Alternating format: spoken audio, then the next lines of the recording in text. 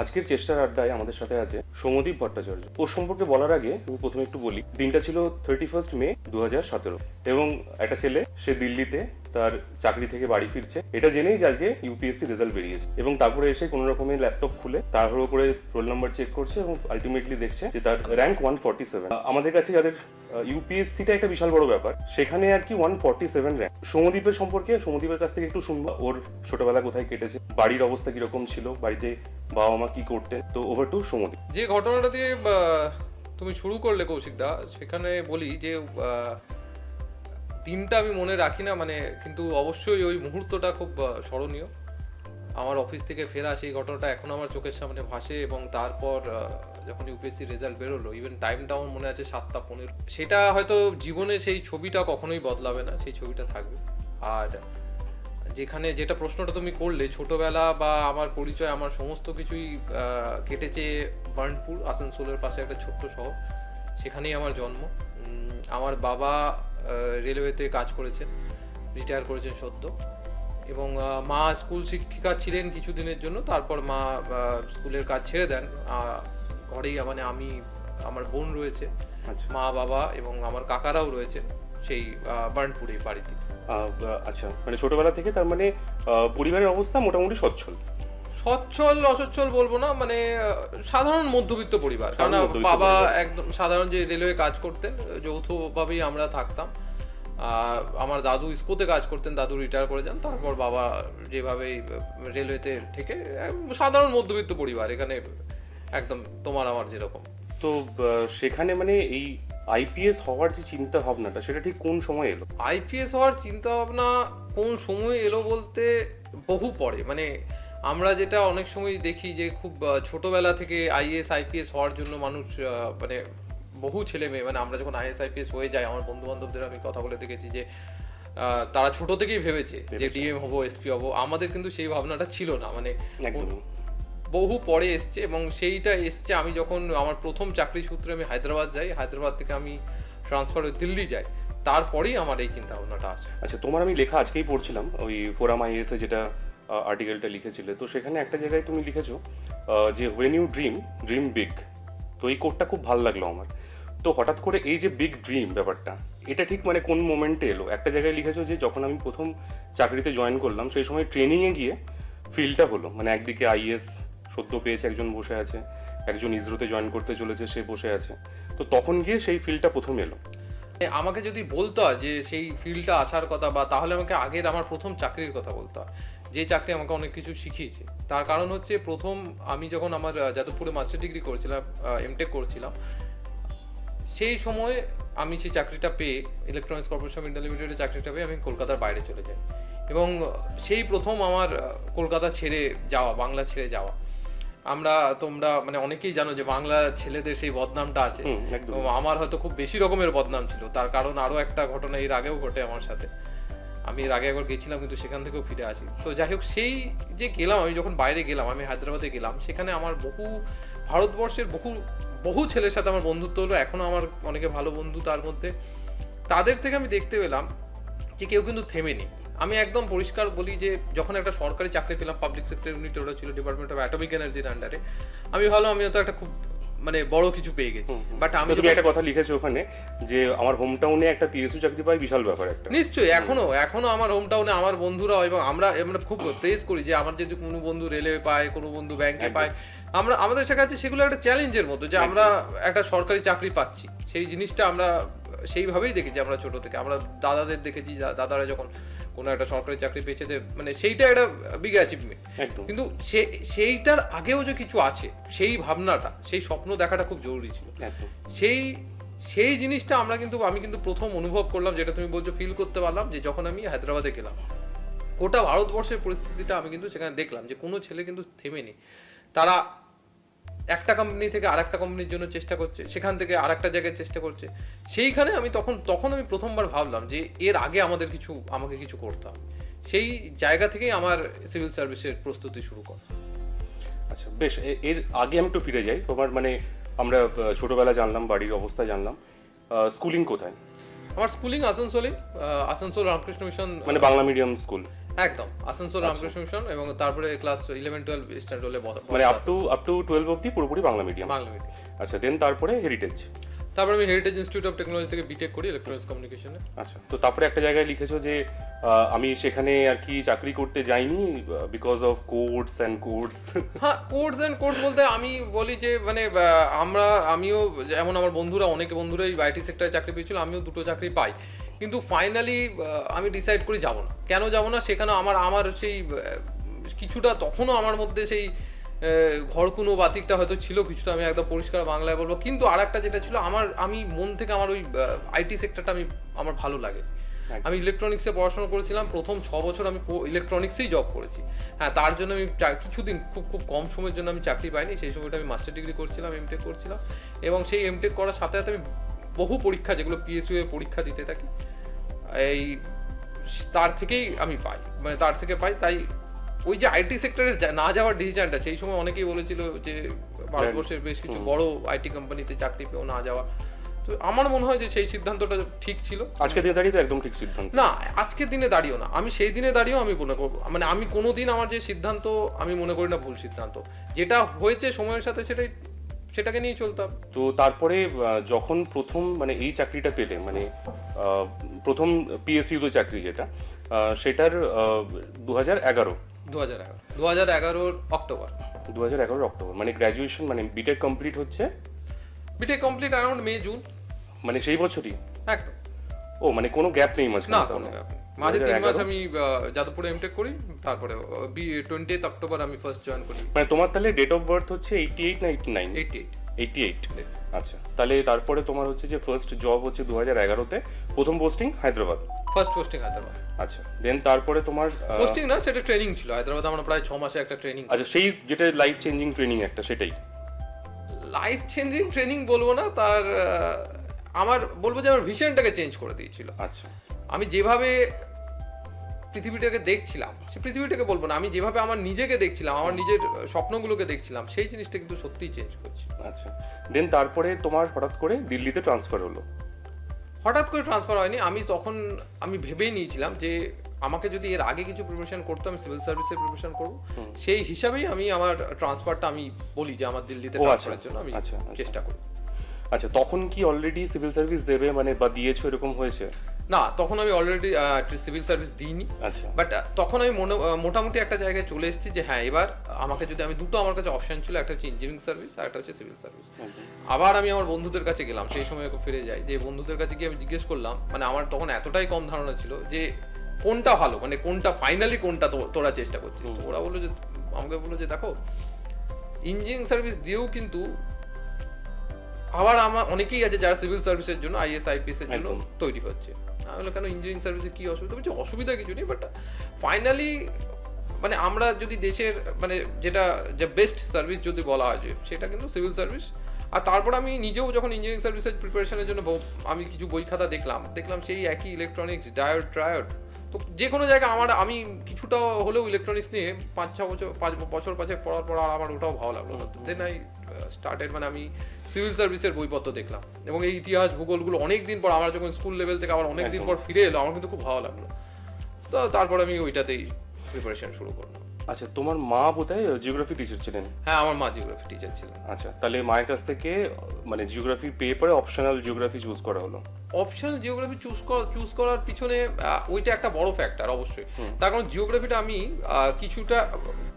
কিছুটা বলবো না, আমি বই থেকে সেভাবে পড়িনি। মানে বই থেকে সেভাবে পড়িনি বলতে, মা যখন পড়াতেন, মা তখন স্কুলে শিক্ষকতা আর ছিলেন না, ছেড়ে দিয়েছিলেন, কিন্তু ঘরে যখন পড়াতেন, মানে আমি যেন ভিজুয়ালাইজ করতে পারতাম, বা আমরা যখন কোথাও যেতাম, সেই মানে পাহাড়টা, সেই খাতটা, নদী খাতটা, মানে ওটা দেখে আমরা ভিজুয়ালাইজ করতে পারতাম। তো আমার একটা আলাদা টান ছিল জিওগ্রাফির প্রতি, সেই থেকে জিওগ্রাফি অপশনাল হওয়া। আচ্ছা, তো মানে প্রথম তাহলে অ্যাটেম্প কোন বছর? প্রথম অ্যাটেম্প 2013। তার মানে তখন অলরেডি তুমি দিল্লিতে সেটেল হয়ে দেন অ্যাটেম্প দিচ্ছ? হ্যাঁ, দিল্লিতে সেটেল হয়েছে, কিন্তু ফার্স্ট অ্যাটেম্প আমি প্রিপারেশন সেভাবে নিই। আচ্ছা, সেভাবে প্রিপারেশন। তখন কি ওখানে কি একাই থাকতেন নাকি মানে একসাথে মেস টেস্ট কিছু ছিল? না, 2013 তখন ফার্স্ট অ্যাটেম্প যখন দিই, তার জাস্ট দিন 20ও না, দিন 18 আগে আমার বিয়ে। ফার্স্ট অ্যাটেম্পটের 18 দিন আগে বিয়ে? আচ্ছা, তো ওইখানে দেখলাম একটা জিনিস, খুব ভালো জিনিস লেখা রয়েছে আর কি, চলো কর লেতে হ্যায় শাদি। তো মানে বউয়ের বাড়ি থেকে প্রেশার দিচ্ছে যে বিয়ে দিয়ে দেবে, এবং তুমি তখন ফিল্ডে নামলে আর কি। হ্যাঁ মানে ব্যাপারটা ওই আমাদের এখানে যেটা হয় মানে না এখন স্পেশালি হচ্ছে ফেব্রুয়ারি মাস, মানে এটা খুব ইন্টারেস্টিং অনেকের কাছে আর কি, এটা ডিটেলস আমরা শুনতে চাই একটুখানি ঘটনা। মানে এই রিলেশন কবে থেকে? রিলেশন কবে থেকে বলতে যে এখন আমার মানে আমার স্ত্রী আমার খুব ভালো বন্ধু, রিলেশনের চেয়েও আমি বলবো যে সেই বন্ধুত্ব আমাদের প্রায় 11-12 থেকে। সেই বন্ধুত্বটাই অনেকদিন চলে 11-12 থেকে? হ্যাঁ। আচ্ছা, মানে continuous in touch? Continuous in touch. আচ্ছা, কন্টিনিউয়াস ইন টাচ আমি 11-12 থেকে বলবো না, continuous in touch after first year মানে 2008-9 সেই রকম থেকে। আচ্ছা, দেন তারপরে মোটামুটি একসঙ্গে গিয়ে পরে প্রিলিমস মানে 2013 প্রিলিমসের আগে বিয়ে। বিয়ে। আচ্ছা, দেন তারপরে কি একদম ওখানে সেটেল বউ নিয়ে? হ্যাঁ আমি তো দিল্লিতেই ছিলাম, আমি ইভেন আমি ট্রেনিং করতে যখন গেলাম 2017-তে আমি দিল্লি থেকে যাই, আমি 2012 নভেম্বর থেকে দিল্লিতে। না আমি এই জন্য জিজ্ঞেস করছি, তার কারণ হচ্ছে তুমি একটা জায়গায় লিখেছো দেখলাম যে আমার নোটস মেকিং এ আর কি অনেক হেল্প করেছে। হ্যাঁ হেল্প করেছে, বহু হেল্প করেছে। এই ব্যাপারটা কিন্তু আমার মনে হয় অনেকের ক্ষেত্রেই একটা মানে সমস্যা হয়, কারণ যারা আমরা সিভিলসের প্রিপারেশন করি, মানে সেটা স্টেট সিভিল সার্ভিসই হোক বা ইউপিএসসি হোক, সেখানে কিন্তু একটা সমস্যা দেখা যায় যে রিলেশনশিপকে একদিকে মেনটেন করে পড়াশোনাটাকে চালিয়ে নিয়ে যাওয়া, বা অনেকে আছে ম্যারিড যারা প্রিপারেশন নিচ্ছে তাদের ক্ষেত্রে ফ্যামিলি একটা মানে অনেক সময় তারা বার্ডেন হিসেবে প্লে করে কাজ, মানে সেখানে ফ্যামিলিকে সময় দেওয়াটা একটা বার্ডেন হিসেবে কাজ করে। তো এখানে একটা যে সাপোর্ট যে ব্যাপারটা সেটা কিন্তু এখানে আমরা চোখের সামনে দেখতে পাচ্ছি, যে একটা জায়গায় তো লিখছে যে আমার ওয়াইফ আমার জন্য নোট তৈরি করে দিয়েছে বিভিন্ন কুরুক্ষেত্র যোজনা এসব জায়গা থেকে। তো এই যে সাপোর্টটা, মানে তখন কি ও কি প্রিপারেশন নিত, এরকম কিছু হচ্ছিল? না ও প্রিপারেশন নিত না, শুধু মানে সেটা যদি বলতে হয় তাহলে আমি মানে আবার একটু মানে স্পেসিফিক অ্যান্সার আমি দেবো না, আমি যে জিনিসটাকে একটু ছোট্ট করে ডিসক্রাইব করে দিই। ব্যাপারটা এমন নয় যে খালি যোজনা কুরুক্ষেত্র, মানে আমি ছিলাম প্রিপারেশন নিয়ে, বাকি সমস্ত দায়িত্বটা যেন ও সামনে নিচ্ছে। একদম ঠিক আছে, তাই সাপোর্ট মানে সেই ওভারঅল সাপোর্ট যেটা বলে, সেখানে সমস্ত ঘরের থেকে শুরু করে সমস্ত আমাকে কিছু ভাবতে হতো না, কারণ যেহেতু আমি সার্ভিসেও ছিলাম, মানে আমার ওই জবের মধ্যে ছিল, হ্যাঁ বাকি সমস্ত কিছু দায়িত্ব, এবং তারপরে যেটুকু সময় পেত সেই সময়ের মধ্যে বিভিন্ন নোটস তৈরি করা, যেগুলো ম্যাগাজিন থেকে হোক বা আমার এনসিআরটি থেকে হোক, সেই নোটসগুলো তৈরি করাতেও হেল্প করেছে, আরও বিভিন্ন পেপার থেকে। আচ্ছা, ওর কোয়ালিফিকেশন? ও মাস্টার্স ইন বেঙ্গলি। বাহ, তাহলে ইউপিএসসি প্রিপারেশনের ক্ষেত্রে আমরা জানি যে একটা হিউজ টাইম মানে লাগে, মানে ডেইলি প্রিপারেশন একটা হিউজ টাইম দিতে হয়।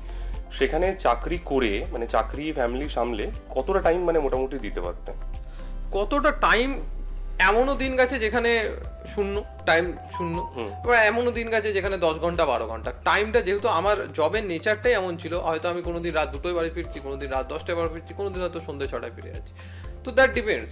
আমি মোটামুটি একটা উইকলি টাইম ধরে চলতাম, যে আমার যদি এই উইকে এতটা হয়, নেক্সট উইকে এতটা, এইরকম একটা আমি ধরে চলতাম। ডেইলি বেসিসে কোনো দিনই আমার পক্ষে, মানে আমি যে সার্ভিসে জব করতাম সেখানে আমার পক্ষে ডেইলি বেসিসে রুটিন মেনটেন করা সম্ভব হতো না। না এখানে অনেকে বলে যে রুটিন মাস্ট, মানে রুটিন ছাড়া হয় না, তারপরে ডেইলি মোটামুটি 5-6 ঘন্টা নিউজ পেপার পড়তেই হয়, মানে এগুলো কি টাইম পাওয়া যেত এতটা টাইম মানে পাওয়া সম্ভবই ছিল না। আর রুটিন ফলো করা, আমি তো বললাম রুটিন মাস্ট। আর একটা জিনিস আমি নিজের থেকে মনে করি রুটিন মাস্ট, এরকম কোনো থিওরি মানে ইউপিএসসিতে আপনি কোনো থিওরিতে ফেলে দিতে পারবেন না, এই জিনিসটা মাস্ট, আর এটার কোনো প্রয়োজন নেই, ইউপিএসসি জিনিসটাই এরকম না। তো ওইভাবে আমরা রুটিনটাকে যদি মাস্ট বলি, আমার মনে হয় না, কারণ বহু যারা চাকরি করেন তাদের, আমার যার বন্ধু বান্ধব আছে তাদের অনেকেরই রুটিন সেভাবে ছিল না, সেভাবে ফলো করা সম্ভব হয়। বেশ, তাহলে 2013-তে হচ্ছে ফার্স্ট অ্যাটেম্প গেল, 2014 মেন্স দিলে? 2014 মেন্স দিলাম। আচ্ছা, মেন্সে তোমার দেখলাম লিখেছো যে জিওগ্রাফি পেপার 2 আর জিএস 4 খারাপ হয়েছিল। ফার্স্ট সেকেন্ড অ্যাটেম্পটে হ্যাঁ, জিওগ্রাফি পেপার 2টাই অ্যাকচুয়ালি খুব খারাপ হয়। জিএসও মানে ইভেন যে বছর পেয়েছো সেই বছরও খারাপ হয়েছে? না, সেই বছর খুব ভালো হয়। ও খুব ভালো হয়, তাহলে আমি ভুল পড়েছি। আচ্ছা, হ্যাঁ, ওগুলোকে আমি ইমপ্রুভ করেছি, যা আমার 2014 আমাকে যা মানে শিখিয়েছে, সেই জিনিসগুলোকে আমি 2014 বলতে গেলে এথিক্স পেপারটা খুবই নতুন ছিল আর কি সবাই কাছে। না নতুন ছিল আমি সেভাবে বলবো না, আমার 2014 এই যে জিনিসগুলো, মানে অ্যাকচুয়ালি ইউপিএসসি প্রিপারেশন টেক্সটা 3 বছর 3.5 বছর একটা মিনিমাম। কেউ যদি বলে যে আমি ইউপিএসসি 1 বছর পেয়েছি, আমি বলবো তার পিছনে তার 3 বছরের পরিশ্রম আছে বা 4 বছরের পরিশ্রম আছে। সেই 2014 আমার সেই প্রিপারেশন ছিল না, কখনোই 2014 আমার সেই প্রিপারেশন ছিল না যে 2014 আমি ক্র্যাক করি। তো বাট স্টিল আমি 2013 থেকে দেওয়া স্টার্ট করি প্রিলিমস, 2013 দিই, 2014 প্রিলিমস আদি, প্রিলিমস দেওয়ার পর মেন্স দিই। আমি কন্টিনিউ করি, ওটাই অনেক অন্য স্ট্র্যাটেজি নেন যে আগে 3 বছর আমি পড়বো, 3 বছর পড়ার পর আমি 1 বছর দেবো। মানে সেক্ষেত্রে অ্যাটেম্প দেখাচ্ছে একবারই পেয়ে গেছে, কিন্তু আলটিমেটলি পিছনে ব্যাকগ্রাউন্ডে আছে তার নিশ্চয়ই প্রিপারেশনটা 3 থেকে 4 বছর একটা এইটাই, মানে আমি বলবো যে একটা হয় যে আমার 100 মিটারের দৌড়, ইউপিএসসি ইজ নট 100 মিটার, আমাকে একটা ম্যারাথন দৌড়তে হবে, সেটা সময় একটা খুব লাগবে। ভালো এক্সাম্পল দেখলাম তুমি দিয়েছো ওখানে, যে এটা হচ্ছে আইডিয়াল ইন্ডিয়ান ক্রিকেট পিচ, আর আমাকে লং ইনিংস খেলতে হবে। একদম লং ইনিংস খেলতে হবে আমাকে, বা ম্যারাথন দৌড়তে হবে। একদম। আচ্ছা, তো তাহলে আলটিমেটলি 2014 গেল, 2015-তে প্রিলিমস ক্লিয়ার হলো না। 2015 প্রিলিমস ক্লিয়ার হলো না। আচ্ছা, তারপরে আসছে 2016, তার মানে আমার ফোর্থ অ্যাটেম্প্ট। Fourth attempt. আচ্ছা, তাহলে ফোর্থ অ্যাটেম্পটে গিয়ে পরে মোটামুটি সব থেকে একদম যাকে বলে আলটিমেট মানে প্রিপারেশন। 15 প্রিপারেশন মোটামুটি ভালো হয়ে গেছিল, বাট 15 হঠাৎ করে প্যাটার্নটা একটু চেঞ্জ হয়, পেপার 2টাকে কোয়ালিফাইং করে দেওয়া, কোয়ালিফাইং করে দেওয়া হয়। পেপার 2টা কোয়ালিফাইং করে দেওয়ার ফলে প্রিলিমসে যেটা হয় পেপার 1টা বেস করে সমস্ত কিছু হয়ে যায়, দেন পেপার 1 এর যে ইভ্যালুয়েশন হয় তাতে আমার প্রিলিমস ক্লিয়ার হয় না, বাট মানে ওইটাই ইউপিএসসি জার্নির একটা পার্ট এন্ড পার্সেল। ইউপিএসসিতে ফেলিওর হবেই, মানে না হলে মানে বহু আমার বন্ধুরা ওইভাবেই চলছে ইউপিএসসিতে। দেন 2016 প্রিপারেশন কমপ্লিট ছিল, সেই হিসাবেই আমরা মানে আমি প্রিপারেশন 2015-এ যে আমার আবার 14 যখন মেন্সের গুলোকে আমি রেকটিফাই করলাম, 15 আমার প্রিলিমসে যেগুলো প্রবলেম ছিল সেগুলোকে আমি 2016 প্রিলিমসে রেকটিফাই করলাম। আচ্ছা, তাহলে 2016-এ আমার আলটিমেটলি রেজাল্ট আউট হলো 2017-র। আচ্ছা, মেন্সের রেজাল্ট আউট হলো কখন? মানে মেন্সের রেজাল্ট আউট হলো most probably in the month of February. মানে জেনারেলি ফেব্রুয়ারিতে ইন্টারভিউ হয় না? জানুয়ারি। হ্যাঁ, মানে ওই সময় তো ইন্টারভিউ স্টার্ট হয় আর কি। তো মানে ইন্টারভিউ এক্সপিরিয়েন্স কেমন? মানে স্পেশালি এই জন্যই বলবো কারণ অনেকে আমাদের ক্ষেত্রে একটা ভয় খুব পাই যে বাংলা মিডিয়ামের স্টুডেন্ট, ঠিক আছে, সেক্ষেত্রে মানে খুব ভালো ইংলিশ বা হিন্দি যদি না বলা যায় তাহলে ইউপিএসসি ইন্টারভিউ ক্র্যাক করা পসিবল না। তো সেক্ষেত্রে মানে ইংলিশের কোয়ালিটি কীরকম লাগে সেখানে? না, ইংলিশের কোয়ালিটি যেরকমই রাখুক, মানে পুরো এই ধারণাটাই ভুল যে আমার ইংলিশটা আমাকে বলতে পারতে হবে। আমি ইংলিশে দিচ্ছি এর মানে এই নয় যে আমি যে ইংলিশ বলতে পারে না সে বাংলায় দিতে পারে, কোনো সমস্যা নেই। আমার বন্ধু আছে র্যাঙ্ক 3 গোপাল তেলেগুতে ইন্টারভিউ দিয়েছে, কোনো ইস্যু নেই। আমাদের এই যে ধারণাগুলো থেকে আমাকে বেরোতে হবে কোথাও, মানে আমি একটা মানে এই আমি বাংলাতে দিচ্ছি বা আমি অন্য কোনো রিজিয়নাল ল্যাঙ্গুয়েজ দিচ্ছি মানে এটা যে ডিসক্রেডিট সেটা একদমই না, একদমই নয়। আমি তো বলছি যে গোপাল পুরো সমস্ত কিছু তেলেগুতে দিয়েছে, আমি এটা ছেড়ে দিলাম। আমার কখনোই কোনোভাবেই আমার রিজিয়নাল ল্যাঙ্গুয়েজকে ডিসক্রেডিট ইউপিএসসি করছে না। আর আমার যে আমি আজকে একটা সিভিল সার্ভেন্ট, তার মানেই যে আমার একটা ইংরেজিতে বিশাল দক্ষতা প্রয়োজন, যেটা আমাদের একটা ভুল ধারণা ছিল। মানে যে আমি যখন আমি ছোট তো খুব, যেখানে আমার বাড়ি আমি কোনোদিনই এসপিডিএম জিনিস মানে কি জিনিস সেটাই দেখিনি, মানে আমার কোনো ধারণা ছিল না। তো আমার বাবা রেলওয়েতে চাকরি করার সূত্রে আমি আইআরএস মানে অ্যাকাউন্ট সার্ভিসেস অফিসারদের দেখি, এবং তখন মানে যেভাবে বাবার বন্ধুরা বাবা ডিসক্রাইব করতেন যে বলতেন যে এটা বিশাল ব্যাপার। তো ব্যাপারটা কিন্তু হ্যাঁ সত্যি অনেক পড়াশোনা প্রচুর করতে, কিন্তু তার মানেই এই নয় যে আমাকে একটা মানে বিশেষ মানে ইংরেজিতে যদি আমার দক্ষতা না থাকে তাহলে আমি ওটা পারবো। আমার নিজের ভাষার প্রতি দক্ষতাটা খুব দরকার, এবং যেটা দরকার যে ইংরেজিতে আমার একটা ওয়ার্কিং মানে নলেজ, যাতে আমি কাজ চালিয়ে নিতে পারবো, এরকম আমার একটা নলেজ ইংরেজিতে দরকার। তার জন্য একটা কোয়ালিফাইং পেপার হয়, সেই কোয়ালিফাইং পেপারটা পাস করতে হয়। ইন্টারভিউ আমি ইংরেজিতেও দিতে পারি, বাংলাতেও দিতে পারি, হিন্দিতেও দিতে পারি, সেটা কোনো সমস্যা নয়। ইংরেজিতেও আমি বলি যে আমি বাংলা মিডিয়ামের ছাত্র হিসাবে ইংরেজিটা সেই রকম নয়। ইংরেজি বলতে আমরা যে ইংরেজি বুঝি যে একটা চলতি ইংরেজি, যেটা দিয়ে আমরা কমিউনিকেশন করতে পারি, একটা সেই রকম ইংরেজি আমাদের দরকার পড়ে ইন্টারভিউয়ের সময়। বেশ। আচ্ছা, ইন্টারভিউর ক্ষেত্রে দেখলাম তোমার এক্সপিরিয়েন্স লিখেছো যে 80% মোটামুটি কমন ছিল, মানে যেটা এক্সপেকটেশন ছিল সেই দিকেই গেছে আর কি। হ্যাঁ, কমন ছিল বলবো না, আমি যেরকম এক্সপেক্ট করেছি, মানে আমি ইন্টারভিউয়ে আমি যখন যাচ্ছি অ্যাজ এ আমি 6 বছর আমার ওয়ার্কিং এক্সপিরিয়েন্স আছে, সেই ভেবে আমি মানে সেইটা আমি একটা ভেবেছিলাম যে সেখান থেকে আমাকে কিছু প্রশ্ন করা হবে। সেইটা আমি আমার ব্যাকগ্রাউন্ডে মানে যখন আমি বাংলা থেকে যাচ্ছি আমাকে পশ্চিমবঙ্গ থেকে প্রশ্ন করা হবে, সেইটা আমি আমার যে মানে ডিটেল অ্যাপ্লিকেশন ফর্মে যে হবিজ লিখেছিলাম সেখান থেকে মোটামুটি এর আশেপাশে ইন্টারভিউটা হচ্ছিল। পার্টিকুলারলি কিছু প্রশ্ন বাদ দিয়ে যেগুলো একদমই আমাদের মাথার উপর দিয়ে গেছে, সেই প্রশ্ন বাদ দিয়ে কিন্তু যেরকম জুলিয়াস সিজার, হ্যাঁ কিছু ইতিহাসের প্রশ্ন আছে যেগুলো আমার একদমই আউট অফ দ্য বক্স প্রশ্ন আছে, এবং সেটাও আসতেই পারে, সেরকম প্রশ্নও আসতেই পারে। ওখান থেকে অপশনাল থেকে ধরেছিল না? না, অপশন থেকে কোনো প্রশ্ন মানে এমনি জেনারেল স্টাডিজ এর থেকে কোয়েশ্চেন ধরে নাকি ড্যাফ থেকেই মেইনলি ওরা মানে কনসেন্ট্রেট করে ইন্টারভিউ? দ্যাট ডিপেন্ডস, মানে ইন্টারভিউ বোর্ডেও যারা আছে তারা, আমি যেটুকু আমার মনে হচ্ছে একবার ইন্টারভিউ দিয়ে এবং বাকি আমার বন্ধু বান্ধবের সাথে কথা বলে, তারা ড্যাফের মাধ্যমে আমার পার্সোনালিটিটাকে একটা জাজ করার চেষ্টা করে। এইবার ড্যাফে আমার কি রিফ্লেক্ট করে, আমার ড্যাফে যদি ওয়ার্কিং এক্সপিরিয়েন্স রিফ্লেক্ট করে, first they prefer to ask from working experience. তার কারণ আমি একজন অ্যাজ এ ইন্ডিভিজুয়াল যদি কোথাও একটা কাজ করি, সেটা যে কাজই হোক, তার মানে আমার একটা এক্সপোজার রয়েছে। আমি একদম নতুন নই যে ছাত্র অবস্থা থেকে তারপরে সিভিল সার্ভিস দিয়ে আসছি, সেই জিনিসটাকে ওনারা প্রাধান্য দেন, ইম্পর্টেন্স দেন। তারপরে ড্যাফের মধ্যে যখন আমার হবিগুলো থাকে, হবির মধ্যে দিয়েও একটা পার্সোনালিটি হয়তো রিফ্লেকশন হয়, সেগুলোকে ওনারা খুব একটা গুরুত্ব দিয়ে দেখেন। কিন্তু যেখানে আমার ওয়ার্কিং এক্সপিরিয়েন্স নেই, সেইখানে সেই ইন্টারভিউ কিন্তু হয়তো অপশনালের ক্ষেত্রে বা আমার যে আমি যে বিষয় নিয়ে পড়াশোনা করেছি সেই দিকে যেতে পারে। তো ইন্টারভিউটা অবশ্যই, মানে interview is not a test of your knowledge, আমি কি জানি না জানি সেটা কিন্তু আমি মেন্স প্রিলিমস দিয়ে এসেছি। ইন্টারভিউ মানে ট্রু সেন্সে টেস্ট অফ ইউর পার্সোনালিটি, আমার পার্সোনালিটি কি সেটাই জাজ করা হয়। ইন্টারভিউ আমি যদি কিছু নাও বলতে পারি, বাট অ্যাজ এ আমার পার্সোনালিটিটা যদি আমি তাদের কাছে প্রেজেন্ট করতে পারি, সেই জিনিসটার নম্বর কিন্তু ইন্টারভিউয়ে দেওয়া হচ্ছে। আমার এটাই মনে হচ্ছে, ইন্টারভিউ দিয়েও এটা মনে হচ্ছে। এবং আচ্ছা, ইন্টারভিউ বোর্ড মানে ওটা কি মানে কর্ডিয়াল হয় নাকি ওরা কনফিউজ করার চেষ্টা করে? এইভাবে মানে কোনো স্পেসিফিক এটা বলা সম্ভব নয়, বিভিন্ন রকমের ইন্টারভিউ, তারা স্ট্র্যাটেজি বিভিন্ন। না, সাপোজ একটা ক্যান্ডিডেট গেল, এবারে যাওয়ার পরে সে হয়তো একটুখানি মানে টেন্সড আছে বা নার্ভাস আছে, তো তখন কি তারা এটুকু হেল্প করে যে যেন সে একটুখানি? জেনারেলি হেল্প করে। আমি যতটা আমি আমার বন্ধু বান্ধব নিজের এক্সপিরিয়েন্স এবং আমার একবারই এক্সপিরিয়েন্স আমি খুব বেশি বলতে, কিন্তু আমার বন্ধু বান্ধবদের যা এক্সপিরিয়েন্স হেল্প করে। মানে অনেক সময় হয় যে আরো বেশি কনফিউজ করার চেষ্টা করে। ইউপিএসসি তে জেনারেলি ইন জেনারেল সেটা শোনা যায় না। এটাই অ্যাকচুয়ালি ভালো ইন্টারভিউ সাইন।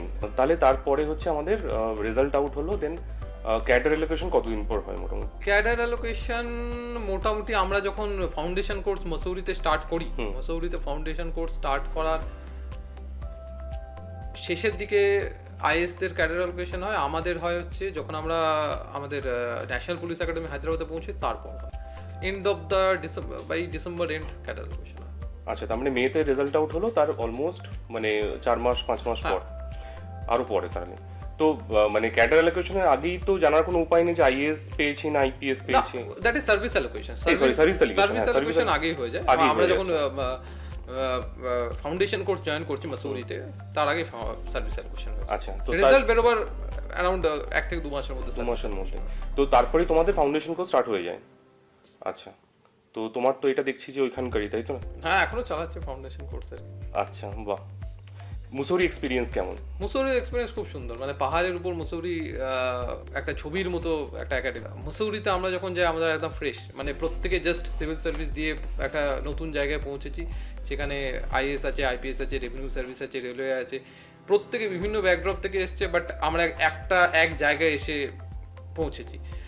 আর মসৌরিতে আমাদের কোনো স্পেসিফিক ট্রেনিং, স্পেসিফিক কোনো কোর্স সেভাবে বলা নয় না, যা আছে, যা আমরা পড়ে এসেছি, সেটা পলিটি হতে পারে, হিস্ট্রি হতে পারে, আমার ইকোনমিক্স হতে পারে, তার উপর একটা জেনারেল ওভারভিউ আমাদের দেওয়া এবং সবকিছুর উপরেই। হ্যাঁ, কিন্তু মেন যেটা মানে একটা প্রত্যেকের মধ্যে একটা কি বলবো, একটা যাতে ইন ফিউচার যে এরা হয়তো 30 বছর পরে গিয়ে যেখানে আমরা পৌঁছবো, সেই কোঅর্ডিনেশনটা যেটা হয়, ব্যাচ কমিউনিটিটা যাতে তৈরি হয়, সেই জিনিসটা মসৌরিতে খুব বেশি মাত্রায় আমাদের ফোকাস করা হয়। আমরা একটা 10 দিনের ট্রেক করি, ট্রেকে আমাদের আমরাই যাই, আমরাই সবকিছু করি। এবং সেই ট্রেকটা কি কারো ক্ষেত্রে ডিফিকাল্ট হয়? মানে অবশ্যই ডিফিকাল্ট হয়, কিন্তু ওই ডিফিকাল্টিটা আমরা বাকি মানে সকলে মিলে ওই ডিফিকাল্টিটাকে চ্যালেঞ্জ করা, ওই জিনিসটাকে চ্যালেঞ্জ করে, কারণ সেখানে আমাদের হেল্প করার কেউ থাকে না, আমরা নিজেরাই। আপনি যদি না পারেন আমি আপনাকে হেল্প করব, আমি যদি না পারেন আপনি হেল্প করবেন। এই জিনিসটাই নিজেদের মধ্যে ইনকালকেট করা, এইটা হচ্ছে এফসির সবচেয়ে বড় আমাদের মানে আমরা যেটা পেয়েছি এফসি থেকে। তোমার তাহলে 2016 ইউপিএসসি ব্যাচ, 2017 এটা সার্ভিস না ক্যাডার? 2017ই আমরা ব্যাচ বলি অ্যাকচুয়ালি। আমরা 17 ব্যাচ আইপিএস 2017 বলা হয়, মানে 147 র্যাঙ্ক 2017 আইপিএস না 2016 সিভিল সার্ভিস মানে খুব কনফিউজিং ব্যাপারটা আর কি। 2017 আইপিএস। আর তোমাদের ফাউন্ডেশন কোর্স কত নম্বর ওটা? আমরা মোস্ট প্রবাবলি মানে কোন ইয়ার বলো? 92nd ফাউন্ডেশন কোর্স, একদম 92nd ইয়ার, 2017। আচ্ছা, আর তারপরে ওখানে মোটামুটি কতদিন? ওখানে 100 ডেজ। 100 ডেজ। তো এটা নিয়ে কদিন আগে কথা হচ্ছিল আমাদের, যে তোমাদের ওখানে যখন থাকা হয়, দেন তোমাদের একটা ওই বোর্ডিং চার্জেস বা মিল চার্জেস এগুলো নেওয়া হয়, মানে ওখান থেকে ডিডাকশন করা হয়? সে মসৌরিতেও না হয়, হায়দ্রাবাদেও না হয়, ইন জেনারেল যেরকম। আচ্ছা, না এটা অনেকের ক্ষেত্রে আর কি, স্পেশালি আমাদের ক্ষেত্রে একটু শকিং, কারণ মানে স্টেট সার্ভিসে কিন্তু এই জিনিসটা হয় না, মানে প্রথম থেকেই ফুল পেমেন্টই দেওয়া হয় না ট্রেনিং মানে পিরিয়ডে। আমি খাচ্ছি দাচ্ছি কেন সরকার মানে হ্যাঁ, that is the logic, but এটা হয় আর কি। হ্যাঁ তো মুসৌরিতে 100 দিন মোটামুটি তোমাদের যেগুলো সে মানে করা হয়, এরকম একটা দেখেছি যে বুক রিভিউ এর বোধহয় বুক রিভিউ এর অপশন বুক রিভিউ থাকে, তারপরে যেটা সব থেকে মানে সবাইকার কাছে খুব কি বলবো মানে ড্রিম আর কি একটা, সেটা হচ্ছে ভারত দর্শন। ওটাও কি হয়, মানে ওটা কি শুধুমাত্র আইএস দেয় নাকি? না, ভারত দর্শনটা আইএস দের হয়, ভারত দর্শনটা আইএস দের হয়, but that is not in foundation course. Foundation course হয় না, ফাউন্ডেশন কোর্সের পর যখন ফেজ 1 হয় ভারত দর্শন, তখন আইএস দের হয়। ইভেন আমাদের আইপিএস দেরও হয়। হ্যাঁ, আইএস দের ক্ষেত্রে ভারত দর্শনের যে পিরিয়ডটা সেটাই বেশি, অ্যারাউন্ড 1.5 months। আমাদের ক্ষেত্রে সেটা 15 দিন। আচ্ছা, তো তোমার মানে সেটা স্টার্ট হয় কি হায়দ্রাবাদের পরে নাকি হায়দ্রাবাদের সেটা হায়দ্রাবাদ থেকে হয়, ওদের মসুরি থেকে হয়। আমরা আচ্ছা। ওরা যখন ফেজ 1 মসুরিতে করে তখন মসুরি থেকে হয়, আমরা যখন হায়দ্রাবাদে ফেজ 1 করি তখন হায়দ্রাবাদ থেকে। তো ওখান থেকে 100 দিনের পরে তারপরে কি সোজা হায়দ্রাবাদ নাকি মাঝখানে মাঝে একটা 7 দিনের গ্যাপ পাওয়া যায়, গ্যাপ পাওয়া যায়, মানে বাড়ি 7 জাস্ট থেকে রিল্যাক্স? 7 থেকে 10 দিনের একটা গ্যাপ পাওয়া যায়। হায়দ্রাবাদ এক্সপিরিয়েন্স, হায়দ্রাবাদ এক্সপিরিয়েন্স মানে আমি একটা জিনিস জিজ্ঞেস করছি আর কি, খুব মানে ইনফর্মালি, সেটা হচ্ছে কত ওজন ছিল যখন পেয়েছিলে আর কত তারপরে কমেছে আর কি ট্রেনিং ওজন পিরিয়ডে? ওজন যে কমবে এরকম কোনো ব্যাপার নেই। হ্যাঁ, ওজন যে কমতেই হবে তার কোনো ব্যাপার নেই। ওজন না কমেও বহু লোক ট্রেনিং করে দিচ্ছে, আর বহু লোকের বহু ওজন কমে যাচ্ছে। ওজন আমার বেশিও ছিল, আর ট্রেনিং করার আগে খুব 82 অ্যারাউন্ড ওজন ছিল, যখন ট্রেনিং শেষ করি 74 এর কাছাকাছি। বাহ, এই তো। কিন্তু এটা এমনও লোক আছে যার ওজন বেড়ে গেছে, এরকম হতে পারে। আচ্ছা, না মানে খুব কি মানে টাফ ট্রেনিং এরকম, মানে ফিজিক্যাল ট্রেনিং? ফিজিক্যাল ট্রেনিং খুব টাফ বলবো না, বাট টাফ, অবভিয়াসলি টাফ। আমরা আর যারা হয়তো একদমই খেলাধুলা করেনি, আমরা কিছুটা খেলাধুলা করেছি বলে আমরা মোটামুটি আমাদের হয়ে গেছে, সেক্ষেত্রে একটাই সমস্যা হয়, চোট আঘাতের সমস্যাটা, মানে ভয়টা থাকে। মানে ফ্র্যাকচার ট্যাকচার হয় এরকম কারো? অবশ্যই ফ্র্যাকচার হয়। তাহলে হায়দ্রাবাদে কত দিনের মোটামুটি ট্রেনিং? হায়দ্রাবাদে 10 মাস মোটামুটি। 10 মাস? আচ্ছা, ওখানে তারপরে হচ্ছে passing out parade? Passing out প্যারেডটা এখন যেভাবে সিস্টেমে চলছে, আমরা ফেজ 1 এ করছি না, আমরা ওটা ফেজ 2 তে করছি। আচ্ছা, আমরা ফেজ 1 শেষ করছি, ফেজ 1 10 মাস? ফেজ 1 10 মাস। আচ্ছা, তারপর আমরা প্রোবেশনের জন্য মানে ফিল্ড ট্রেনিং এর জন্য আমরা স্টেটে চলে আসছি নিজের ক্যাডারে। দেন আমরা আবার ফিরে যাচ্ছি একাডেমিতে ফর ফেজ 2 ট্রেনিং। আগে যেটা হতো টিল আমাদের 69th batch of RR, regular recruits RR, মানে 69th এ ফেজ 1 পাসিং আউট প্যারেড করতো। আমরা ফার্স্ট ব্যাচ যারা 70th ব্যাচ, তারা আমরা কি করলাম, আমরা ফেজ 1টা শেষ করলাম, প্রফেশনাল হিসেবে আমরা ডিস্ট্রিক্টে গেলাম, নিজের 6 মাস ডিস্ট্রিক্ট ট্রেনিং শেষ করলাম, ফিরে গেলাম ফর 2.5 মাস 2.5 মান্থসের ফেজ 2 এর জন্য। ফেজ 2টা আমরা শেষ করলাম তখন আমাদের পাসিং আউট প্যারেডটা হলো। আচ্ছা, তো তোমাদের তাহলে যখন আর কি প্রেসিডেন্টের সাথে মিট বা পিএম এর সাথে মিট, এটা কোথায় হয়, মুসৌরি থেকেই? আমরা বলবো আমরা ফরচুনেট, আমাদের ব্যাচ PM এসেছিলেন মনে হয়। প্রথমবার মুসৌরিতে এসে স্টে করেন। এর আগে বহুদিন আগে পিএম এসেছিলেন, তারপরে প্রেজেন্ট যিনি অনারেবল প্রাইম মিনিস্টার তিনি আসেন, এবং আমাদের সাথে তার প্রায় 1.5 ডে একটা ইন্টারাকশন ছিল। বাহ, ব্যাচ বাই ব্যাচ ইন্টারাকশন হয়, তারপরে একসাথে সকলের ইন্টারাকশন হয়, খুব ভালো ইন্টারাকশন হয় যখন মসুরিতে আমরা ছিলাম। তো এটাই কন্টিনিউ নাকি তারপরে আর মানে তারপর থেকে বন্ধ হয়ে না, গেছে? তারপরে আমার মনে হয় নেক্সট ব্যাচে এটা কন্টিনিউ হয়নি। যেটা কন্টিনিউ হয় প্রতিবারই হয় যে আইএস আইপিএস প্রফেশনালরা তাদের ট্রেনিং শেষ করার পর তারা অনারেবল পিএম প্রেসিডেন্ট এদের এই কল অনটা হয়, সেটা দিল্লিতেই হয়। আর এইবারে দেখলাম বোধহয় প্রথম ওই ইয়েতে নিয়ে যাওয়া হয়েছিল, স্ট্যাচু অফ ইউনিটির কাছে বোধহয় নিয়ে গিয়ে একটা গ্রুপ ফটো দেখলাম। স্ট্যাচু অফ ইউনিটি আমি বলতে পারবো না, কারণ অনেক ব্যাচ অনেক জায়গায় যায় for as a part of their Bharat Darshan, বিভিন্ন ট্যুরে যায়, আমরা অ্যাটাচমেন্টে যাই, তো সেই ব্যাপারটা আমি বলতে পারবো। আচ্ছা, তো রাষ্ট্রপতি ভবনে প্রথম যাওয়া, তাই তো? রাষ্ট্রপতি কেমন ফিলিং, কেমন? ফ্র্যাঙ্কলি স্পিকিং, মানে রাষ্ট্রপতি আমার সেভাবে কোনো আলাদা কিছু অন্যরকম ফিলিং হয়নি। আচ্ছা, না তোমার মানে সত্যি কথা বলতে আমাদের শহরের কতজন আর কি এই জায়গায় যেতে পেরেছে, সেটা ভাবলে কেমন লাগে? সেই ভাবনাটা আলাদা জিনিস, যে আমি কিছু আমার সেই ভাবনাটা আলাদা জিনিস। আর সেটা অবশ্যই একজন মানে একজন প্রেসিডেন্টের সাথে মিট হচ্ছে, সেটা যেটা একটা ফিলিং থাকে সেটাই, বাট কোনো স্পেশাল ফিলিং আমি বলবো না। তোমাদের কি এগুলো সব ফটো থাকে তো, মানে গ্রুপ ফটো তোলা হয়? হ্যাঁ, গ্রুপ ফটো। আচ্ছা, তাহলে আমরা আশা করি দেখতে পাবো গ্রুপ ফটোগুলো। এগুলো তো বোধহয় মানে ওপেন ফটো, তাই তো? হ্যাঁ, গ্রুপ ফটোতে দেখা যায়, নিশ্চয়ই দেখা যায়। আর পিএম এর সাথেও নিশ্চয়ই ছবি আছে? হ্যাঁ, পিএম এর সাথে গ্রুপ ফটো আছে, ফটোগ্রাফস আছে। আচ্ছা, তো দেন তারপরে চলে আসছে হচ্ছে ইয়ে করতে, মানে প্রবেশন পিরিয়ডে, মানে কত দিনের ওটা বেসিক্যালি? প্রবেশন পিরিয়ড 6 মাসের। 6 মাস। তো 6 মাসে কি পোস্ট দেওয়া হয় প্রথমে? পোস্ট বলতে থাকে যে যেটা বলা হয় assistant superintendent of police under training. Under training ASP ওই ইউ। এএসপি আচ্ছা আচ্ছা। তো সেক্ষেত্রে এক্সপিরিয়েন্স কেমন, মানে আমার এটা জন্য জিজ্ঞেস করা আর কি, যে আমাদের প্রত্যেকের তো একটা আর কি ড্রিম থাকে, বা ড্রিম বলতে একটা মানে আমরা ভিজুয়ালাইজ করি একটা জিনিসকে, তো তারপরে সেটা থেকে হয় তার থেকে আর কি মানে ইয়েটা মানে লেভেলটা আর কি তার থেকে হয়তো বেশি হয়, এক্সপেকটেশন ছাপিয়ে যায়, কখনো হয়তো তার থেকে কমে যায়, কখনো একদম সেম টু সেম থাকে, মানে এক্ষেত্রে কি এক্সপিরিয়েন্স? প্রফেশনের ক্ষেত্রে আবার এক্সপিরিয়েন্স বলতে professional is a part of training, মানে প্রফেশনালটা আমি সেইভাবে এক্সপিরিয়েন্স বলতে পারবো না, কারণ তার কারণ হচ্ছে প্রফেশনের আমার সেটা একটা ট্রেনিং এরই অংশ, সেটা এমন নয় যে আমি একটা ফুল ফ্লেজড আমি কাজ করছি। মানে কোনো ইন্ডিভিজুয়াল রেসপন্সিবিলিটি দেওয়া হয় না, ইন্ডিভিজুয়াল রেসপন্সিবিলিটি দেওয়া হয়, হ্যাঁ বাট সেটাও একটা মানে গাইডেন্সের মধ্যেই থাকে, আচ্ছা, সবসময় তার একটা under-এ। গাইডেন্সের মধ্যে থাকে, যিনি সুপারিনটেন্ডেন্ট অফ পুলিশ থাকেন ডিস্ট্রিক্টে, তার গাইডেন্সের আন্ডারেই রেসপন্সিবিলিটি গুলো দেওয়া হয়। তাহলে মানে এখন তো ফুল মানে পুরো ডিপার্টমেন্টের চার্জে একদম একটা। আচ্ছা, তাহলে মানে এখনো অবধি কতদিন হলো মোটামুটি মানে পার্মানেন্ট পোস্টিং পাওয়া? পোস্টিং প্রায় 4 মাস হয়ে গেল। প্রায় 4 মাস। তাহলে সেক্ষেত্রে মানে এক্সপেকটেশন যা ছিল একদম তাই ম্যাচ করছে?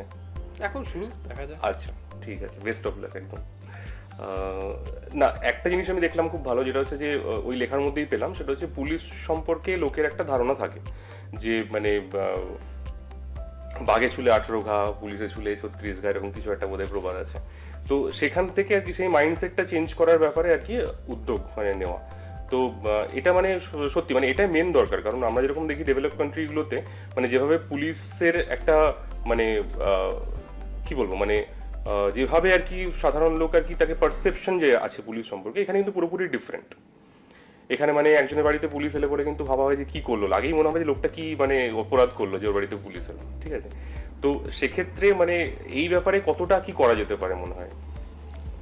পুলিশ সম্বন্ধে যেটা আমি বলবো যে মানে আমাদের তো অনেকে আছে যারা যারা হয়তো মেবি দেখছে, তারা নিজেরাও হয়তো মানে কোনো কিছু হলে পরে পুলিশে যেতে একটু ভয় পায়, এরকম তো আছেই। না, ধারণাগুলো আমার মনে হয় যে আস্তে আস্তে বদলাচ্ছে এবং বদলানো দরকার। এখন মানে পুলিশ পাবলিক ইন্টারফেস গুলো আমার মনে হয় অনেক সহজ হচ্ছে। আগেকার দিনে কেননা পুলিশও এখন চাইছে পাবলিকের কাছে পৌঁছে যাওয়া। কমিউনিটি পুলিশিং এর বিভিন্ন প্রোগ্রামের মধ্য দিয়ে আপনারা দেখেন যে পুলিশ খুব দ্রুত এখন পাবলিকের কাছে পৌঁছে যাচ্ছে। এছাড়াও টেকনোলজি, বিভিন্নভাবে টেকনোলজিও আমাদের একটা প্ল্যাটফর্ম দিচ্ছে, যার মাধ্যমে পাবলিক খুব সহজে পুলিশের কাছে পৌঁছে যায়। তো আমার মনে হয় এই যে দূরত্বটা, এটা ভবিষ্যতে আরো কম হয়ে যাবে। একদম। তো এই মোটামুটি আমাদের একটা জিনিস জিজ্ঞেস করা হলো না মাঝখানে, সেটা হচ্ছে যে হবি, যেটা ড্যাফে আর কি বলতে বলতে ব্যাপার হলো মানে আলোচনা। হবি কি ছিল মানে ছোটবেলায়? হবি ছোটবেলায় বাংলা বই পড়তাম, মানে আমি একদম স্পেসিফিক্যালি ড্যাফে ওটা লিখি যে রিডিং বেঙ্গলি লিটারেচার। আচ্ছা আর বাকি মাঠে কিছু ছোট করে ফুটবল খেলতাম এবং সেটাও লিখি। আচ্ছা আর এই দুটোই হবি, সেভাবে আর কিছু হবি নেই। আচ্ছা। আর আরেকটা যেটা দেখলাম ওই তোমার লেখার মধ্যে, সেটা হচ্ছে 2015-র প্রিপারেশনের আগে একটা ফেজ গেছে, যখন আর কি খুব চ্যালেঞ্জিং একটা ফেজ লাইফের গেছে। তো মানে সেখানে একটা কথা তুমি একদম পুরো ওপেনলি লিখেছো যে you had consulted the psychiatrist. তো মানে এখন অবধি আমাদের মধ্যবিত্ত ফ্যামিলিতে কিন্তু এই জিনিসটাকে কিন্তু খুব এখনো ট্যাবু হিসেবে দেখা হয়, যে আচ্ছা ও সাইকিয়াট্রিস্ট দেখাচ্ছে, তার মানে তো কিছু সমস্যা আছে আর কি, ভালো রকম সমস্যা আছে। তো মানে আমাদের যখন আমরা মানে এই জিনিসগুলো যখন ঘটে লাইফে, তখন এগুলো যে অ্যাক্সেস করাটা উচিত সায়েন্টিফিক্যালি, ঠিক আছে, এইটা নিয়ে কি বলবে? ওই যে সময়টা 2014-15, মানে আমি বলবো যে যদি আমার জীবনে সবচেয়ে কোনো সময় আমাকে কিছু শিখিয়ে থাকে সেই সময়টা 2014-15, কারণ আমরা যখন জীবনে আমরা ভালো সময়টা দেখতে পাই, সেই জিনিসটা কিন্তু আমরা রিয়েলাইজ করতে পারি না। তার কারণ হচ্ছে আমরা তখন খুব সুন্দরভাবে আমার জীবনটা কেটে যায়, বাট আমরা যখন ডিপটা দেখতে পাই, আমাদের যে সমস্যার সময়টা দেখতে পাই, ওই জিনিসটা থেকে যখন আমরা বেরিয়ে আসি, তখন আমরা কিন্তু বুঝতে পারি যে আমরা কিভাবে এগিয়ে চলব। এই যেটা ট্যাবুর কথা বললে, এই কারণে আমি আরো খুব খোলাখুলি বলি যে আমাদের জ্বর হলে, শরীর খারাপ হলে আমরা তো ডাক্তার দেখাই, কিন্তু আমাদের যখন মাথাটার কিছু সমস্যা হচ্ছে, তার মানে আমি এই নয় পাগল হয়ে গেছি। আমার মাথাটাও তো বিশ্রাম দরকার হতে পারে, আমার মাথারও তো কিছু সমস্যা দেখা যেতে পারে। আমার ব্রেনটাকে কিন্তু আমরা কোনোভাবেই সেই ইম্পর্টেন্সটা দিই না। আমরা ভাবি যে মানে মেন্টাল হেলথের একটা ট্যাবু আমাদের রয়েছে। একদম mental health is a very important aspect. আর আজকের দিনে মানে আমি আবার ওই জায়গাটায় ফিরে যাবো, যে সময়টাতে আমি গেছি, আমি জানি যে সেই সময়টা আমি দেখেছি বলেই আমি জানি যে আমার সাকসেস কতটা গুরুত্বপূর্ণ। একদম।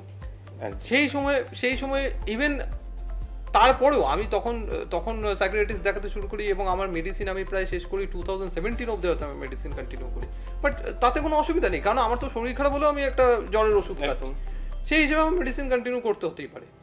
কিন্তু এই যে জিনিসটা এখান থেকে যে বেরিয়ে আসাটা, সেই জিনিসটা আমার সেই চিন্তাটা দরকার যে আমাকে কিছু জিনিস খুব, যেহেতু আমরা সাধারণ মধ্যবিত্ত ফ্যামিলিতে গেছি, এগুলো সব ঠিক হয়ে যাবে, সব ঠিক হয়ে যাবে, কিন্তু কোথাও গিয়ে একটা যে প্রফেশনাল তার সাহায্যের দরকার, সেই জায়গাটা দরকার হয়। এবং সেই জায়গাটা যখন আমরা নিজেরা ওইখান থেকে বেরিয়ে আসতে পারি না, আমরা একটা সাইকেলের মধ্যে পড়ে যাই, যেখানে আমরা হয়তো একটা ভিশিয়াস সাইকেলের মধ্যে ঘুরতে থাকি। সেই চিন্তাগুলো আমাকে হ্যাম্পার করতে, আমার ডেইলি ওয়ার্ককে, আমার প্রফেশনাল কাজে আমাকে সেই চিন্তাগুলো আমাকে আটকে রাখে। সেগুলো বিভিন্ন জায়গা থেকে হতে পারে, আপনার ফ্যামিলি প্রবলেমস থেকে হতে পারে, আপনি যেখানে কাজ করছেন সেই আপনার প্রফেশনাল ওয়ার্ক লাইফ থেকে হতে পারে, কিন্তু সেইগুলো থেকে বেরিয়ে আগে যে একটা জীবন আছে সেটা তখন আমি দেখতে পাই না। ওই সাইকেলটা আমার সামনে একটা যেন দেয়াল তৈরি করে দেয়, সেই দেয়ালটা অতিক্রম করা, এবং সেই দেয়ালটা অতিক্রম করেছি বলে আমি জানি যে ওই একটা সময় ছিল এবং তার গুরুত্বটা কতটা, সেইটা খুব মানে আমি এইটা আমার একটা বার্তাও যে কখনোই আমাদের নেগলেক্ট করা উচিত নয়। যে জিনিসগুলো আমাকে ডিপ্রেশনে নিয়ে যাচ্ছে, যে জিনিসগুলো আমাকে অ্যাংজাইটি তৈরি করছে, একটা জায়গা অবধি আমাদের সেগুলোকে মনিটর করা উচিত। তারপর আমাদের প্রফেশনাল যে যারা রয়েছে সেটা আমাদের কাউন্সিলিং এর মাধ্যমে হতে পারে, সেটা মেডিসিনের মাধ্যমে হতে, সেই হেল্পগুলো নেওয়া খুব দরকার।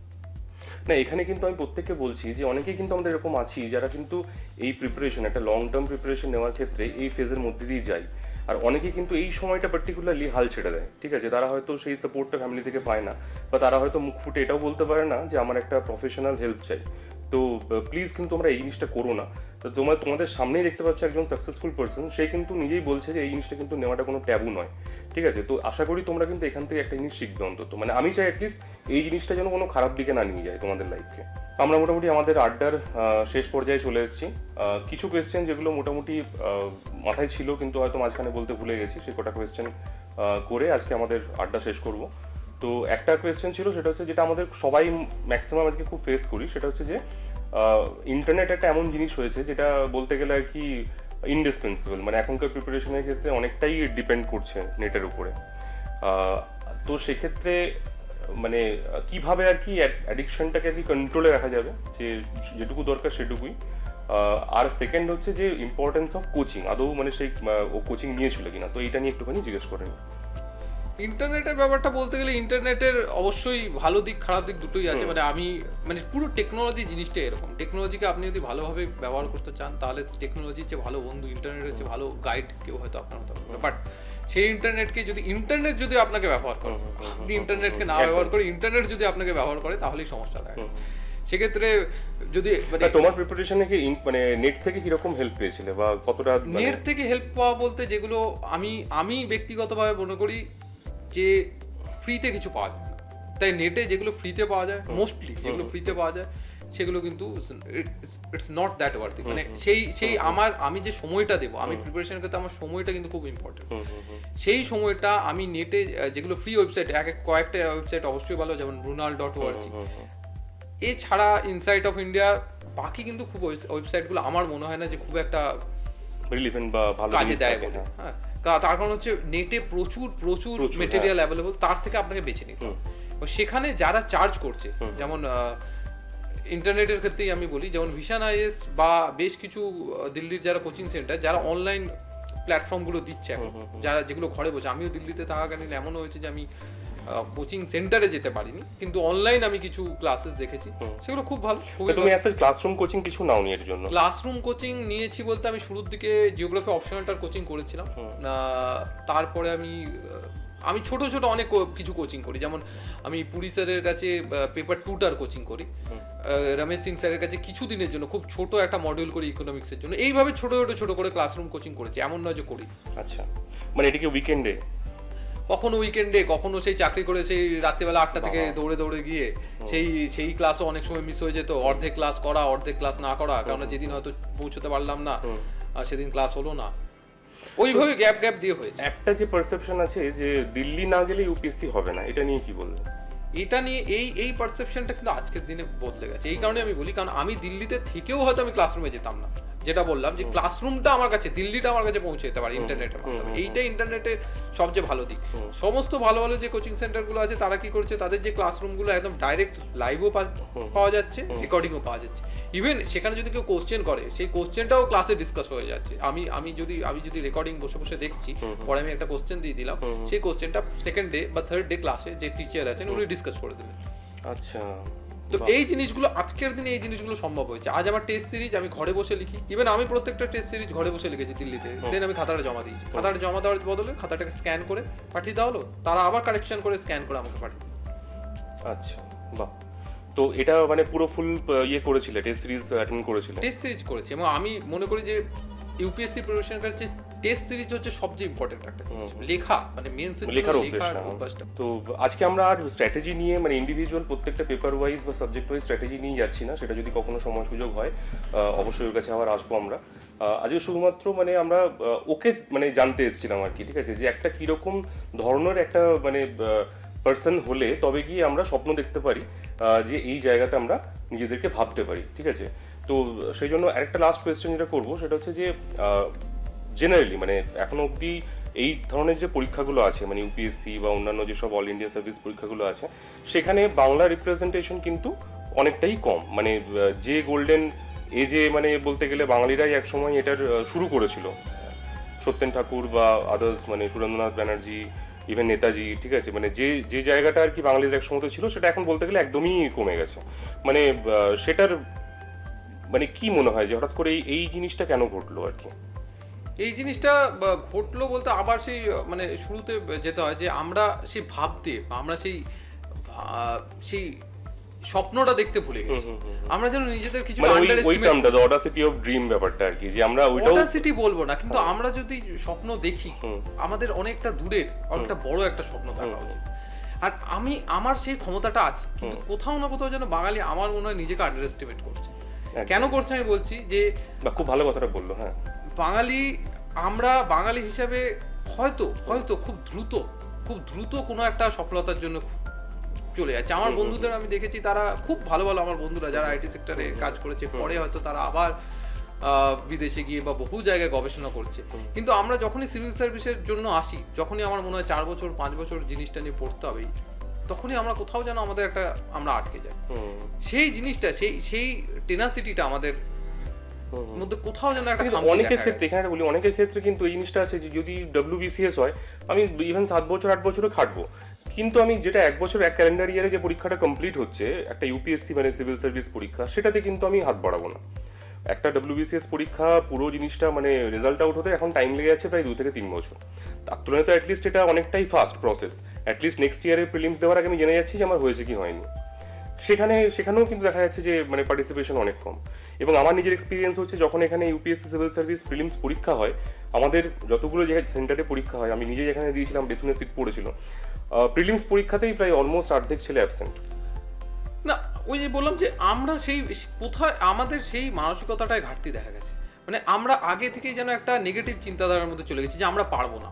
অথচ আমরা এখানে আমাদের পার্শ্ব মানে বিহার ঝাড়খণ্ডের থেকে আমরা অনেক সময় আমি একদম খুব মানে পরিষ্কার বলি যে আমরা হয়তো অনেক সময় যারা বাঙালি তারা হয়তো অন্য রাজ্যেতে একটু এইভাবে বলি যে ওরা তো প্রচুর পড়ে। আমাদের ভাবতে হবে যে এই পড়াটাই তো আসল, পরিশ্রমটাই আসল। আমরা তথাকথিতভাবে হয়তো আমরা নিজেদেরকে খুব ইন্টেলেকচুয়াল একটা মনে করি, কিন্তু কিছু না, আমি মনে করি যে সাফল্যের জন্য কিন্তু পরিশ্রমের কোনো বিকল্প নেই। এবং সেই জায়গায় কিন্তু ভারতবর্ষের বাকিরা আমাদের থেকে এগিয়ে যাচ্ছে। এই পরিশ্রম আর সাথে লেগে থাকা, আমার ধৈর্য দিয়ে একটা জিনিসের পিছনে লেগে থাকা, এই দুটো জিনিস আমাদেরকে আনতে হবে।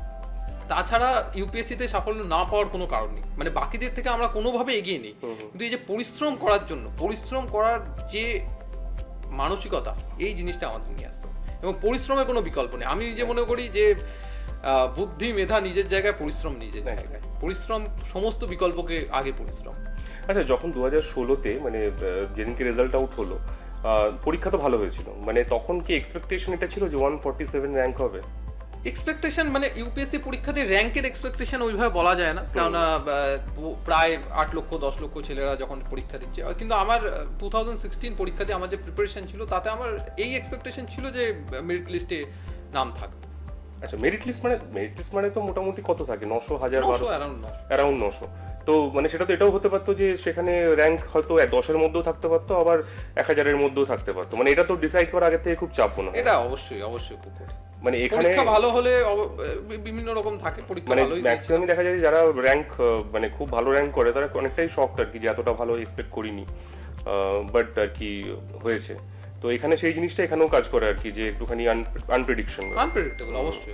আইপিএস মানে যখন অ্যালোকেশন হলো আইপিএস, তো মানে আইএস মোটামুটি জেনারেল ক্যাটাগরিতে কত দূর অব্দি মোটামুটি পাওয়া যায়? অ্যারাউন্ড 9500 9500। তো এটা কি মানে আফসোস আছে যে না, আফসোস একদমই নেই, কারণ আমার আগে থেকে আমি ডিসাইড করে রেখেছিলাম যে আইএস বা আইপিএস যে কোনো দুটো সার্ভিসের মধ্যে হলেই আমার ইকুয়াল মোটামুটি প্রেফারেন্স ছিল। হ্যাঁ, অবশ্যই আমি বলবো না যে আমি আইপিএস আগে দিয়েছি, আইএসসি আগে দিয়েছিলাম, আইএস এর পর সেকেন্ড প্রেফারেন্স আইপিএস দিয়েছিলাম, বাট আমি ডিসাইড করে রেখেছিলাম এই দুটো সার্ভিস পেলে আর আমি অ্যাটেম্প্ট দেবো।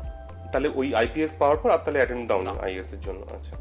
আর মানে যেটা স্টেট অ্যালোকেশন মানে ক্যাডার অ্যালোকেশন, এটা কি মানে বেঙ্গল ফার্স্ট প্রেফারেন্স ছিল? বেঙ্গলি? বেঙ্গল ফার্স্ট।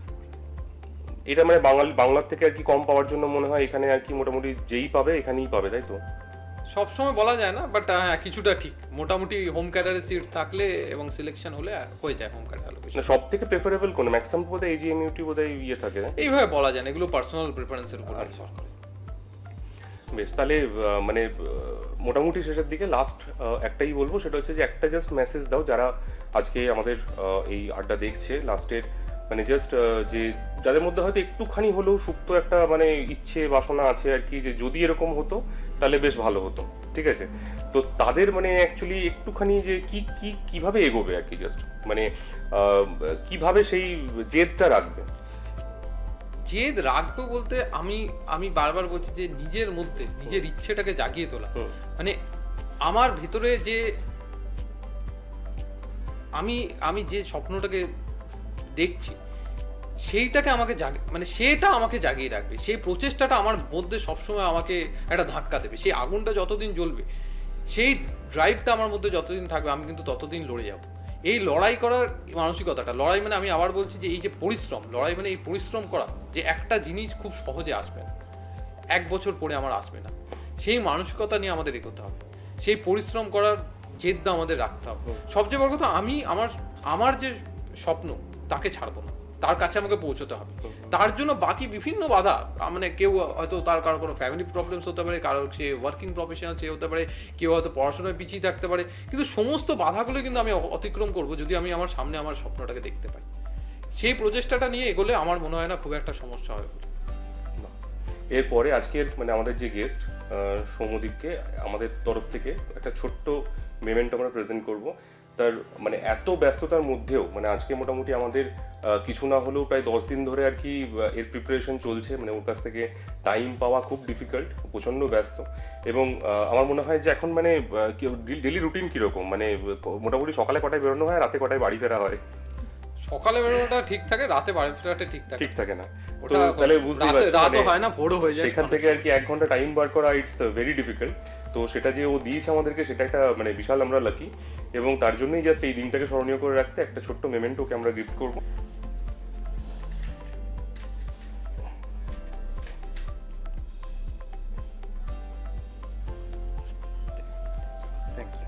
আর তোমাদেরকেও বলছি যে সৌম্যদীপের মতন তোমরা যারা মানে ইউপিএসসি ক্লিয়ার করবে, ঠিক আছে, আমরা চাই বাংলাতে, আমরা কিন্তু ইউপিএসসি যারা ক্লিয়ার তাদের ইন্টারভিউ নিতে যাই, পরিষ্কার কথা, ঠিক আছে? তো আজকে যেরকম ওর সাথে বাংলাতে আমরা আড্ডা দিলাম, এরকম বাংলাতে আরো মানে ইউপিএসসি মানে ইউপিএসসি ক্লিয়ার করেছে এরকম ক্যান্ডিডেটদের সাথে আমরা আরো আড্ডা দিতে চাই। এবং তোমাদেরকে এটাই বলবো, তোমরা লেগে থাকো, প্লিজ হাল ছেড়ো না। অন্তত এই মানে এত পরীক্ষা দিচ্ছ, এত কিছু করছো, কিন্তু এখানে গিয়ে কোথায় যেন একটা হাল ছেড়ে দিচ্ছ আর কি, ঠিক আছে? এত ওই যে বললো যেরকম আন্ডার এস্টিমেট আমরা নিজেদেরকে করছি, এটা প্লিজ করো না। আশা করি আমাদের যেটা শেয়ার, আমাদের যেটা ডিউ শেয়ার একটা মানে অল ইন্ডিয়া সার্ভিসের ক্ষেত্রে, সেটা আমরা অ্যাটলিস্ট অ্যাচিভ করবো, সেটাকে আমরা সারপাস করবো, এটা আমার মনে হয়।